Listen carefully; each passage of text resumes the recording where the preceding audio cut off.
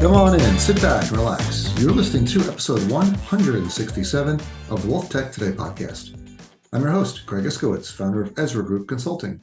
This podcast features interviews, news, and analysis on the trends and best practices all around wealth management technology. And much of the technology that we talk about in this podcast and work with at my company is designed to support managed accounts, which is one of our areas of expertise, which is fee-based managed account platforms. Separately, managed accounts, or SMAs, have consistently been one of the largest programs by AUM, recently reaching $1.5 trillion out of an over $9 trillion in managed account assets, according to Cerulli Associates. A great article from my friends at Think Advisor, talking about managed account assets are exploding. A major driver of asset growth in SMAs is growing demand by advisors to deliver a greater degree of customization for their clients. SMAs provide opportunities for advisors to take advantage of tax loss harvesting, among other things, within client portfolios, adding things like restrictions based on client preferences, such as not buying specific stocks or stocks in specific industries or sectors. Asset managers are introducing more SMAs in order to stay competitive, according to this article, which also according to Cerulli, one of the best ways to do that is to give advisors and home offices maximum vehicle flexibility. So this is what this podcast is about. SMAs being launched by asset managers.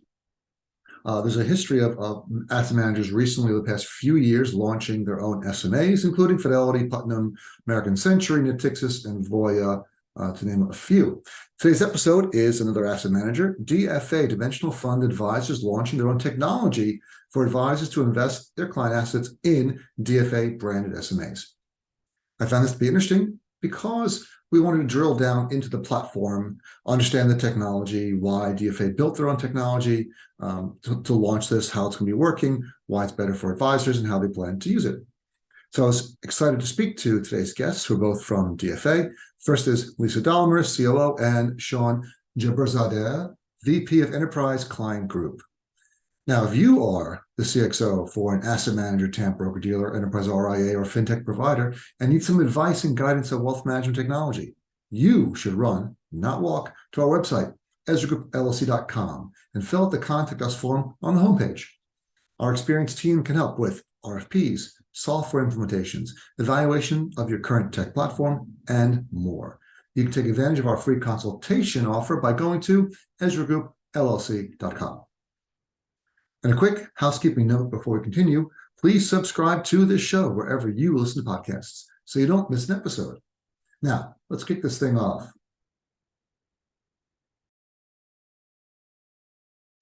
I am excited to introduce our next two guests on the program, are both from Dimensional Fund Advisors. First, we have Lisa Dahlemer, Chief Operating Officer. Hi, Lisa. Hi there. Thanks for having me. And we also have Sean Jaberzadeh, VP of Enterprise Client Group. Hey, Sean. Hey, Craig. Thanks for having us. Really excited to have the conversation. I'm so glad you guys are here. I'm so glad to talk to people from Dimensional. We've worked with you guys before, and you guys are really well known in the industry. But since you guys are both in different locations, and I'm in a third location, so we're all spread out, which is a great thing about Zoom. Sean, can you please give us, for anyone who's been living under a rock and doesn't know Dimensional Fund Advisors, the 30-second elevator pitch? Yeah, absolutely. Well, Dimensional Fund Advisors is a pioneer in systematic investing globally across public stock and bond markets. So for over 40 years, we've really led the industry in being able to bridge the gap between financial science that's being done in the realms of academia and actually delivering real life net of fee solutions for advisors and financial professionals so that they can then deploy those on behalf of their end investors. And more specifically, we work with independent financial advisors to ensure that we're supporting the growth in their business, the communication they have with their clients, so that they can continue to have scalable and profitable businesses as well. Thanks, Sean. We're here to talk about some of the technology that Dimensional has launched recently. But one of the things that everyone knows about Dimensional is you've been very well integrated into the independent RIA space, but recently has expanded into other client segments. So can you talk a little bit about the results of this and how Dimensional's audience has changed over the years? Yeah, absolutely. And I'll maybe take a step back. Dimensional started its roots in the institutional marketplace, so working with institutions, foundations, and endowments in the early 1980s. And in the early 90s, as you just suggested, Craig, we expanded in working with some of the earliest financial professionals in the independent advice movement. But as the years went on, and I would say the marketplace of companies out there really caught up with the independent movement, you saw that you could have independent financial advisors, not just in the RA space, but through independent broker-dealers or even ones in other wirehouse situations. So I think Dimensional has had a very robust platform to serve independently minded financial professionals. And where you find those independent professionals has expanded over the years. And our solutions, as well as our service offering beyond the investments themselves, has allowed us to meet those folks where they need to be met. And what's been really great about that is that sometimes comes in the form of different types of investment solutions, whether you're talking about private wealth markets for high net worth clients or the mass affluent. That can mean things in the retirement space. And that also means having to innovate globally as well. And so we've had the good fortune of taking that foundation that you alluded to, but expanding it across many, many more financial professionals. And that's important because one of the hallmarks of what we're trying to achieve at the firm is getting this investment approach that we believe increases the probability of investment success for end investors in the hands of as many of them as we can. And so those financial professionals have been amazing partners for us in that endeavor. One of the other things that we do a lot at Ezra Group is work with firms on build versus buy decisions around technology. And it's always interesting how they decide whether to do that. And one thing I want to talk about is your separately managed account platform that was recently launched by DFA. Can you talk about that a little bit and why you guys decided to build it versus buy it or rent it from another platform provider? Sure, Craig. It's a good question, and every company faces this in all industries. What do we build versus what do we buy? And I think the starting place is really to understand what is your core competency, what is it that is your secret sauce, and if it's important that secret sauce be the thing that the client interacts with and the client interfaces with very directly, then that's the piece you want to build yourself. So, you can buy a lot of componentry for technology, but, the pace of evolution of the piece of software or technology, as in our SMA center, for example, the client and the advisor directly interact with, that's where our secret sauce is stitched into the process. So it's very important that we build that ourselves, and we can then control the timing of certain functionality release, the timing of when we bring out certain products, and we're not reliant on a third party, software agreement, a third party understanding of the functionality, or working with a third party to design the processes we need. So that user experience was super important to us because that is, all part of how we engage with advisors and help them have a customized experience for their end client. So that's how we looked at the build versus buy decision. All good points. Some of the reasons some of the recommendations we offer to firms as well. So you've really done the right thing there. So when you built this technology, what is it integrated with, and what other parts of the DFA ecosystem does it interact with? Well, since we have a singular investment process and a singular investment theory, whether we're doing it in a mutual fund, whether we're doing it for a separately managed institutional account, or these smaller separately managed accounts where we lowered the minimum investment, we're implementing the same investment theory. So we need to connect to the same decision-making software that we've built proprietary over the years for our systematic investing that Sean mentioned. So whether it's the price information, whether it's the tax lot information, whether it's the performance and the attribution calculation information to see what's happening in the portfolio, trade execution. So all of the technology framework that we use, we actually we try to operate very scalably in that operating model. So this new SMA technology had to basically be able to connect to all of that. One of the kind of very different features was, though, that we were doing it at a smaller account size, and that was very different. And we were taking in, as clients bring us an account. Sometimes they fund with cash, sometimes they fund with securities. And when they fund with securities, we've got to onboard that historical tax flood information. And so, tracking that and pulling that in, that's one example of some differences. But, quite frankly, from our perspective, as Sean, mentioned it and called it our science of investing, that's consistent no matter what vehicle we're doing, we're deploying it to, whether it's a institutional separate account, whether it's a mutual fund, or in this case, a separately managed account for an advisor that's very specific to their client's needs. So we had to hook into the full operating model and make some adjustments to be able to do that, and then do that at scale in this type of product and offering. Yeah, Craig, and what I'll add is Lisa mentioned the user experience. And so for many decades, Dimensional has had an advisor site. And that advisor site houses a lot of proprietary research that we share with our clientele, academic research that might be in collaboration with others, analytics, model building resources. And so what we actually did from a user perspective is we created the SMA Center Lisa mentioned a few minutes ago, and we integrated it into that advisor site. So now the advisor site becomes a one-stop shop where an advisor can come in, learn about Dimensional, model out portfolios, decide if a separate account should be a part of the solution for their clients, step seamlessly into the separate account center. And from there, they can build a separate account proposal, which actually comes with deliverables that they can show to a client to help make the case for the trade-offs that they need to make for that decision. They can launch the separate account from there. They can request things like monthly reports, and they can request support for it. So technology is very important, but then sitting right behind that is when there's someone that is essentially signaling to Dimensional that they need to have a proposal delivered to them, to Lisa's point, have a tax transition analysis delivered to them, a report or a custom request, such as a cash redemption, a change in the management of the portfolio. We created a lot of additional infrastructure of the firm where from the advisor site, there's direct linkage to our separate account solutions team who are then quarterbacking so many of the work that happens behind the scenes.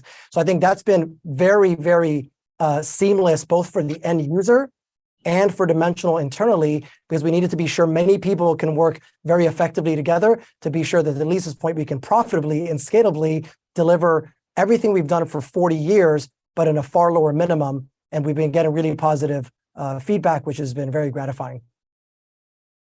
So now I have a lot of questions, right? So you brought up a number of interesting issues about the SMA Center. So you talk about funding accounts with securities, so that's via ACATs, right? They're transferring securities in. Can they hold those securities and sell them down over time? Is there a tax transition part of this process? Yeah, absolutely. And so just to kind of paint a picture, going back to that user design, and we actually hired user design experts out there in the space to help think through how we wanted to design user experience. We got feedback from actual financial professionals through 2 advisory councils that we ran for a year leading up to the launch, so we can refine it over time. You first select a starting strategy. The Dimensional is designed for you. Then you move into your customization levers. And to your point, one of those levers is tax management. And so if you do have a funding source being securities, we give you 4 customization levers. No tax management if you have a non-taxable account like an IRA that you're actually using for the separate account solution, or 3 different levers of tax management across light, standard, and aggressive. And what we're doing there is, although it is systematic and scalable for Dimensional to execute, we wanted the control of the emphasis on tax management, whether pre-tax or after tax, to be in the hands of the financial professional. So they get to tell us whether they want Dimensional every single day to gear the management of the portfolio towards higher pre-tax returns, which means that you can keep the design of the portfolio kind of exactly where you want it to be, whether you want to have a balance between the portfolio design and the tax management that Dimensional is doing on your client's behalf, or that we should have a very low threshold for going after tax loss harvesting activity as an example. And so the portfolio might start looking a little bit different over time, but you're telling us that the client has a very high sensitivity to taxes. And so the control is with them, but then we have a very scalable way to execute it on the back end for them every single day. And we've developed the platform such that it's not a set it and forget it. as a client's circumstances change across tax, environmental, social governance, proxy voting, or individual security or sector restrictions, as a financial professional, you could go back into the SMA Center. You can zoom into that account that might require a change. You can make what we call live account edits. We'll run another tax transition analysis for you so you can assess the trade-offs of making those changes on behalf of your client. And then you give us the go-ahead. And once again, in a very streamlined way, we're off to the races making those changes over the course of the next few business days. So a lot of flexibility built in to give a lot of the decision-making power in the hands of the advisor. I'm glad you mentioned that. I was going to ask, do you show an analysis, like a what if, like if I do this change, what's going to happen to my post-tax results of my portfolio? So you do have that. I think that's something that some firms don't have. And so sort of flying blind when they're adding restrictions or other things they're changing about an account. So the lenses that we provide are through the characteristics of the portfolio, the tax consequences of some of those trade-off decisions, and then as an example, because one of the most important things is advisors trying to bridge the gap between what they believe their clients care about and tangibly actually showing them they're meeting their clients' needs. And so as an example, if you have a client that is interested in a sustainability overlay customization in the separate account, we offer in our reporting what's called Scope 1 and Scope 2 greenhouse gas emission data visualization, so that an advisor can actually go back to their client and say, given what you told me you care about, here's how some of the changes in the portfolio will actually impact the way that the portfolio constituency leads to its footprint, if you will, through a greenhouse gas perspective. And so we've taken a lot of care to be sure that we're giving advisors the information they need so that they can help themselves and their clients make informed decisions about the setup or changes in the future in the account. That's terrific. One other thing you mentioned was that it's integrated. This new SMA center is integrated into the advisor side. That was a question I had, that it wasn't a separate application. You have to switch screens, go to a separate part of the website. It's all in one area. When they're building it, when they're doing their analytics, they're doing their models, they're building a proposal, they can switch in between SMAs and other securities. Yes. And that was a really important point, right? Advisors have a lot of tooling that they'd use for whether it be, client onboarding or risk profiling. And so there's this very, significant kind of, I call it the swivel chair experience between applications and websites. And we wanted to build it in within our website so that it felt all part of the Dimensional experience. And so it was very much integrated into that front end, which meant we had to also integrate into the back end. Sean pointed out like the live account edit. That's a great feature, whether it's, an ESG screen on carbon emissions, or let's say you set it up, your client changes jobs or industries and they want to change they want to apply an industry screen because they already feel like, let's say they're an automotive executive and they feel like they're, already exposed to the automotive industry through their work and they want to screen that out, right? So that is example of, again, those live account edits, that customization that we offer advisors. And those changes, we actually implemented technology within the tech stack that's called a message bus, that when those changes come in, this technology called a message bus will send a message to other applications in the tech stack about new events, new changes. So we very much had to think about this kind of two-way interaction that we were developing with the advisor through the front end. That was all part of our existing interface with the client and the advisor. But it did require us to kind of think differently because people were going to be, literally saying, I want this, I don't want that. And it was going to be captured in the technology, which we needed to, make sure scalably connected to our infrastructure.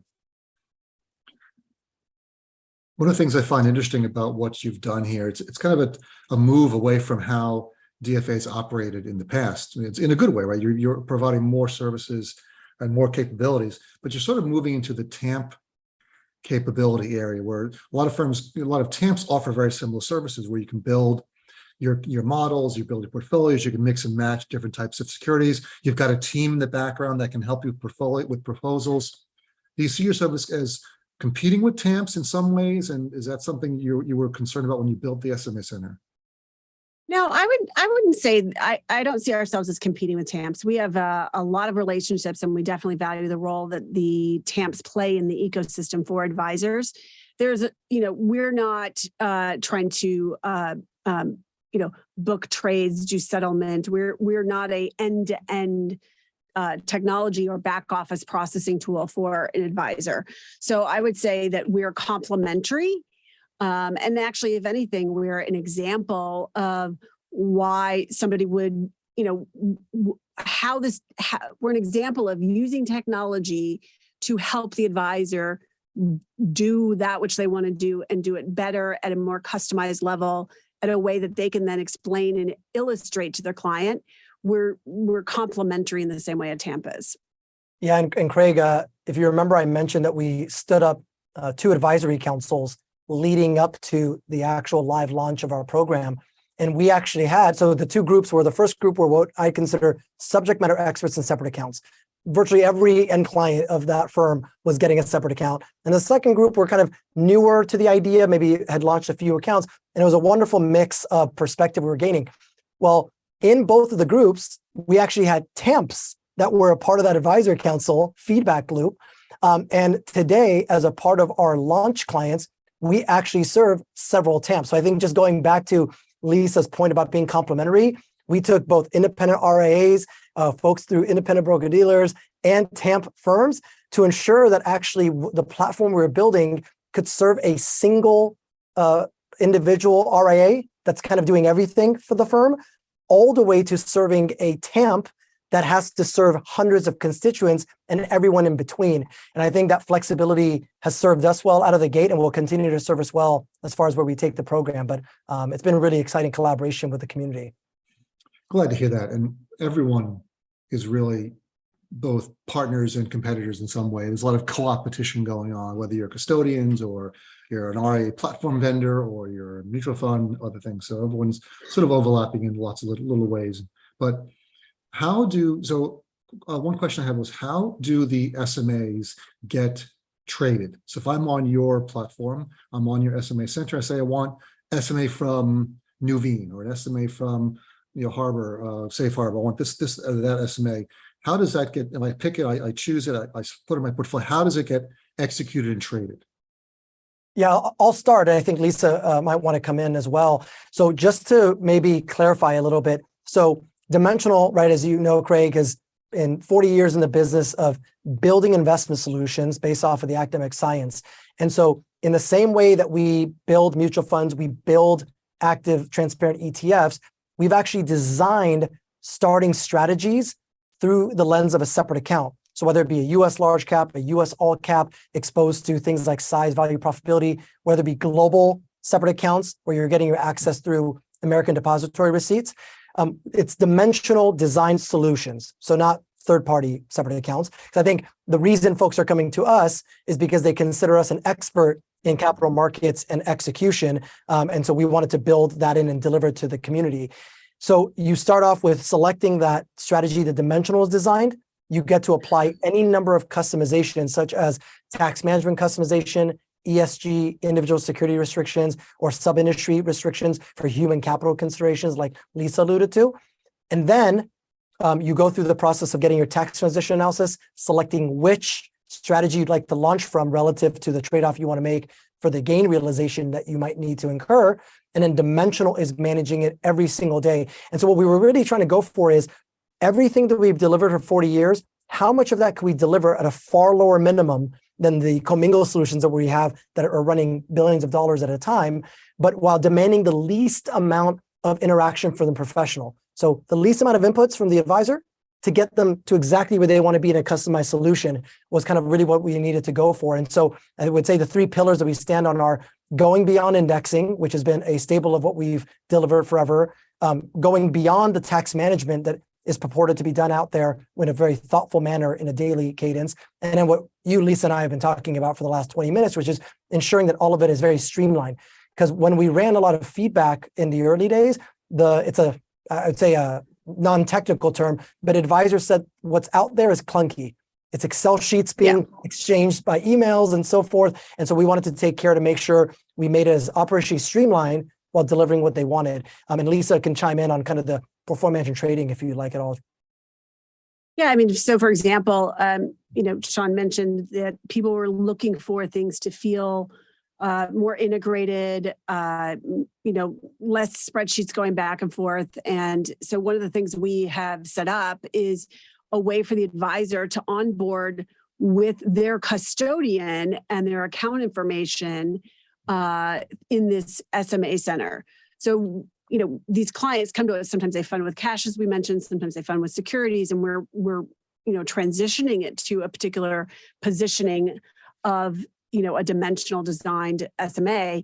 And we've got to interact with their custodian to capture those tax lots or to fund from the custodian's account, the account they have at the custodian. So all of that is done in the SMA center that we designed and built. And we wanted to feel like, a very simple user experience for onboarding. And we can accommodate several different custodians because ultimately we're not the custodian. The advisor still uses the custodian that they have for that client. Excellent. Thanks for clarifying that. I thought I should have known that. It's only DFA SMAs, right? Only the SMAs that you guys create are available, which makes perfect sense. And it's all traded, of course, on the advisor's custodian. That's where all the trades happen, right? Correct. And you're like an overlay on top of that. Yeah, I will make a comment on that, Craig. Just I think Dimensional is kind of known for being very thoughtful and making sure that we leave no stone unturned. We actually run internally weekly trade cost analysis on all the separate account trading that happens at the market level. And the result, we want to ensure that everything that we've set up by design is actually the way we expect it to happen week in and week out. And our research team is in the process of delivering a first half 2022 paper on the trade cost analysis, because I think many folks are going to be very impressed by our execution ultimately through the very purposeful design from a strategy level and a management level. So that would report on best execution? That's exactly right. Okay. So hopefully it will show that your best execution is below the market, below the volume weighted average of that time period. Yeah, well, let me say this. I can't speak to what the end result is going to be in the paper, but I'm sure we're publishing it because we're very excited about the results. Hopefully it's good. Hopefully it's good news. It's going to be good. Terrific. So now this has been live for a year, the SMA Center, and advisors are using it. They're embracing it. What are you seeing? What trends are you seeing in the way advisors are using the SMA Center? Yeah, I can start. So it's really interesting. And I think this is maybe one of the most exciting parts ultimately on our side. Is it's one thing to hear the industry at large talk about a movement towards customization or how they're trying to meet clients where they need to be met. It's another thing to have very specific data on how that's manifesting for end client portfolios. And so I'll just give you a few statistics a year in. So when we take a look at all of the accounts that have launched so far, we see that tax management, so I told you we have 4 customization levers within tax management alone. Over 90% of the accounts that have launched are being designated as standard or aggressive tax management. What that does, it reinforces, I would say, the fact that the primary reason today that financial professionals are deploying separate accounts remains custom tax management, right? Where you have clients that have a level of sensitivity and you want to ensure that you can customize around those needs, around the low cost basis securities that they might have, you want to diversify beyond.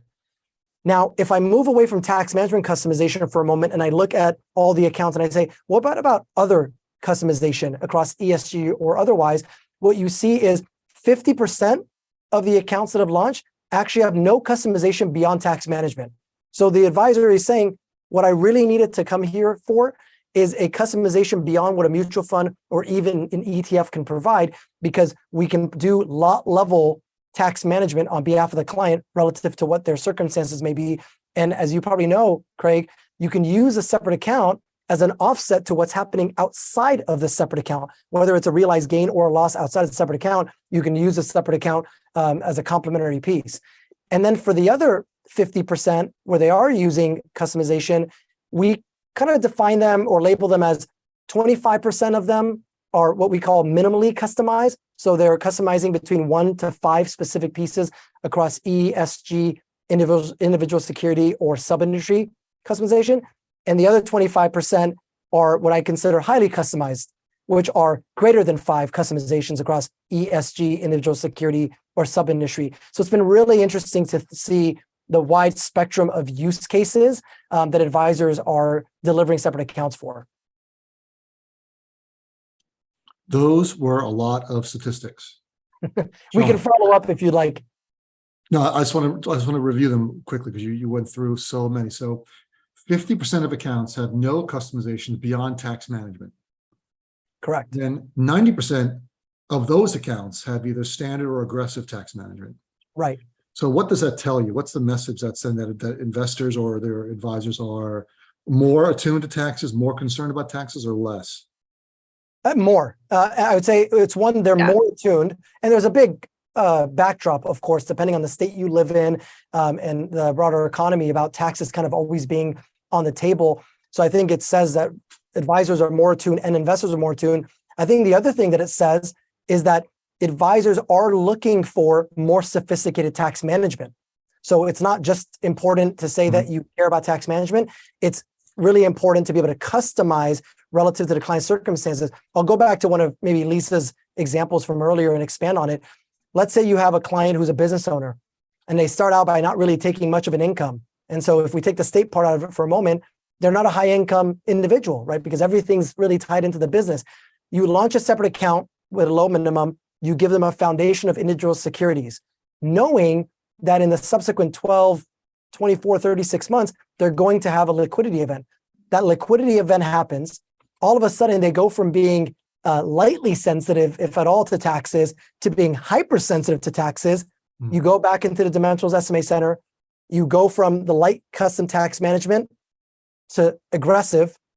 You hit launch with Dimensional, and now all of a sudden, Dimensional is retuning our daily tax management thresholds to ensure that now we're driving towards the highest after-tax return circumstance for that client because their individual financial circumstances change. So I think customization, but with a lot of flexibility, so you can have the separate account go through the investment journey that the client might have over the course of being a client.